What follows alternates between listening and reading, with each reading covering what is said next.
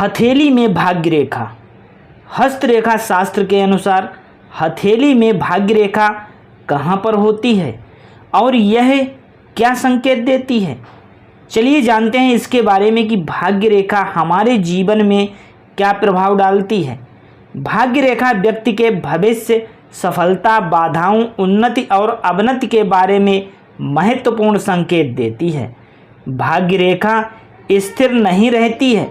व्यक्ति के कर्मों और जीवन शैली के अनुसार यह बदलती रहती है। चलिए जानते हैं विस्तार से कि आपकी भाग्य रेखा क्या कहती है, किस प्रकार की भाग्य रेखा है।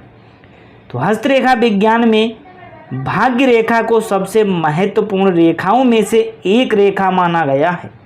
यह रेखा व्यक्ति के भविष्य, उन्नति, बाधाओं, सफलता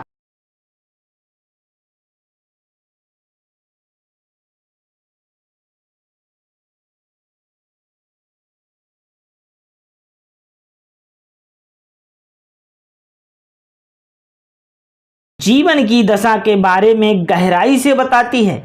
इसे धन रेखा, शनि रेखा, प्रबुद्ध रेखा और उर्दू रेखा के बारे में भी जाना जाता है।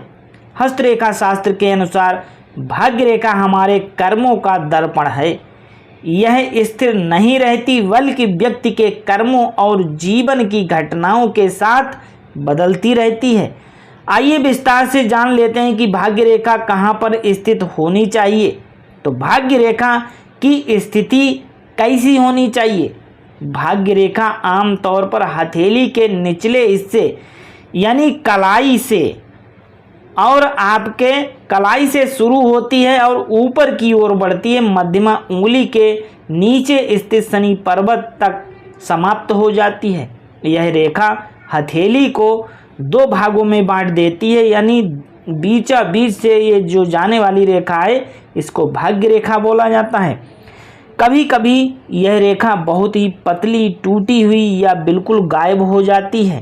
तो हस्तरेखा विज्ञान के अनुसार इस रेखा की उपस्थिति गहराई, लंबाई और दिशा व्यक्ति के भाग्य और जीवन की घटनाओं को दर्शाता है।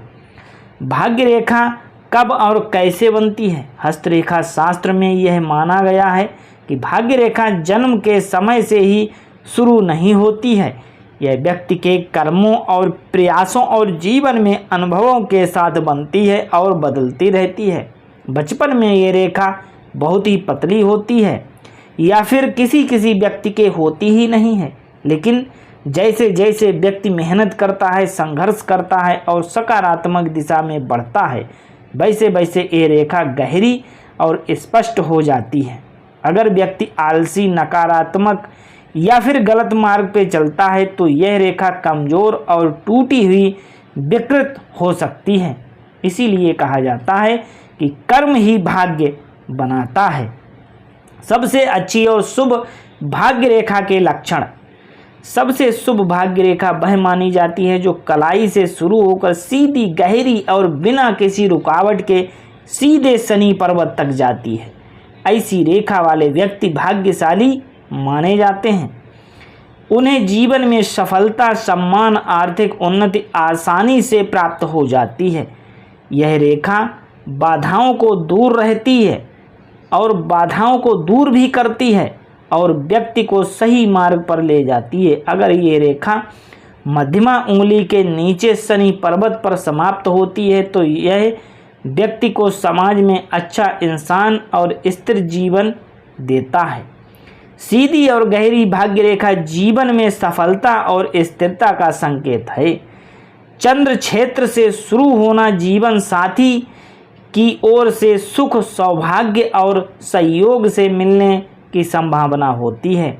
गुरु पर्वत की ओर जाना तो इसका मतलब है ज्ञान, सम्मान, बुद्धिमत्ता और सफलता। ऐसे व्यक्ति समाज में सम्मानित होते हैं।